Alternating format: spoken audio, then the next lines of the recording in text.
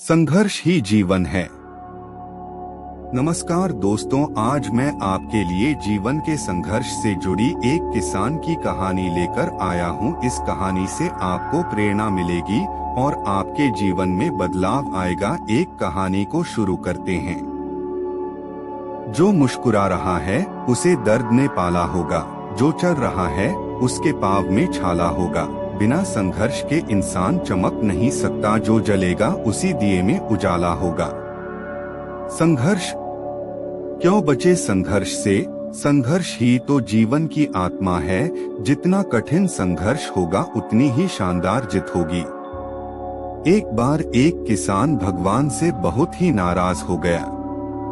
किसान बहुत मेहनती था, बहुत मेहनत से वह खेतों में अनाज उगाता, उसकी देखभाल करता, पर अक्सर उसकी फसल खराब हो जाती। कभी सूखा पड़ जाता, कभी बाढ़ आ जाती, कभी तेज धूप, कभी आंधी, कोई न कोई कारण बन ही जाता कि उसकी फसल खराब हो जाती।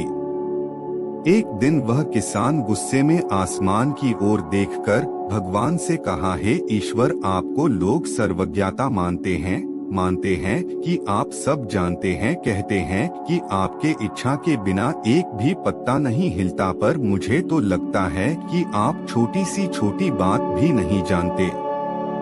आपको तो ये भी नहीं पता कि खेती बाड़ी कैसे करते हैं। अगर आप जानते होते तो हर समय जो बाढ़, आंधी और तूफान आते हैं वो कभी नहीं आते।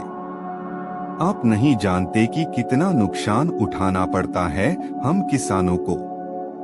यदि आप मेरे हाथ में यह शक्ति दे दे कि जैसा मैं चाहूँ वैसा मैं मौसम कर दूं, फिर आप देखना मैं अन्न के भंडार लगा दूंगा। भगवान इस किसान के तीखे वाक्य सुनकर मुस्कुरा रहे थे और वह किसान के सामने प्रकट होकर बोले, मैं आज से तुझे यह शक्ति देता हूँ कि तुम अपनी खेतों पर तुम्हारी जैसी इच्छा ही तुम वैसा मौसम कर दोगे। मैं बिल्कुल भी दखल नहीं दूंगा, तुम्हारी इच्छा से सब कुछ होगा। किसान बहुत खुश हो गया। किसान ने गेहूं की फसल अपनी खेतों में बोई। जब उसे लगा कि खेतों को धूप चाहिए तो खेतों को धूप मिले, जब पानी बरसना चाहिए तभी पानी बरसा। आंधी, तूफान, बाढ़ कुछ भी उसने अपने खेतों पर आने नहीं दिया। किसान के खेत में इस वर्ष ऐसी फसल हुई जैसी कभी नहीं हुई थी। हरी भरी लहलहाती फसल, मन ही मन वह बहुत खुश हो गया और सोचने लगा, अब सबूत के साथ दिखाऊंगा भगवान को कि इसे कहते हैं शक्ति का सही उपयोग। मेरी सफलता देखकर उन्हें अपनी नियम जरूर बदलने पड़ेंगे। कुछ दिन गुजरे, फसल कटने को तैयार हो गए। किसान बहुत उत्सुकता के साथ फसल को काटने लगा, पर जैसे ही उसकी नजर गेहूं की बालियों पर गया तो उसने अपना सिर पीट लिया और वह रोने चिल्लाने लगा। गेहूं की एक भी बाली के अंदर गेहूं का दाना नहीं था, सारी बालियां अंदर से खाली थी। किसान बहुत दुखी हो गया। उसने भगवान को रोते हुए फिर पुकारा, हे प्रभु, तुमने ये मेरे साथ क्या किया? क्या तुमने मुझे कोई सजा दी? भगवान बोले, पुत्र, ये तो होना ही था। तुमने पौधों को संघर्ष करने का मौका ही कहाँ दिया? ना तो तुमने उन्हें आंधियों से जूझने दिया, ना तेज बारिश से सहने दिया और ना ही धूप में तपने दिया। एक भी चुनौती का सामना तुमने उन्हें नहीं करने दिया, इसीलिए सारे पौधे अंदर से खोखले रह गए।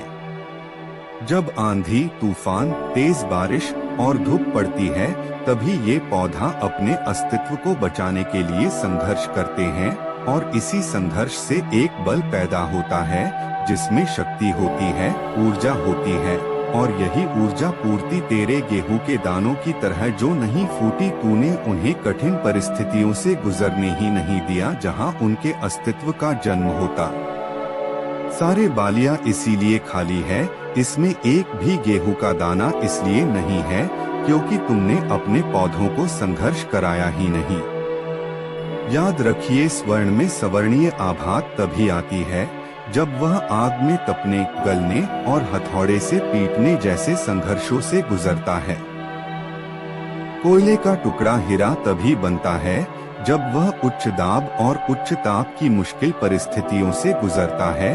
इसी तरह यदि हमारी जिंदगी में कोई संघर्ष ही ना हो, कोई चुनौती ही ना हो, तो हम भी गेहूं की बालियों की तरह खोखले रह जाएंगे, कोई अस्तित्व नहीं होगा हमारा। विपरीत परिस्थितियाँ, चुनौतियाँ, समस्याएं हमें और अधिक निखारती है। यदि जीवन में कठिन परिस्थितियाँ और चुनौतियाँ आए तो घबराना मत, बल्कि सामना करना, विश्वास करना कि आप और अधिक निखर जाओगे और अधिक मजबूत बन जाओगे। किसी ने कितना सही कहा है, जिंदगी जीना आसान नहीं होता, बिना संघर्ष कोई महान नहीं होता। जब तक ना पड़े हथौड़े की चोट, तब तक पत्थर भी भगवान नहीं होता। दोस्तों, अगर यह कहानी आपको अच्छा लगे तो प्लीज मेरे इस वीडियो को लाइक कीजिएगा, चैनल को सब्सक्राइब कीजिएगा और अपने दोस्तों के साथ ज्यादा से ज्यादा शेयर कीजिएगा। धन्यवाद।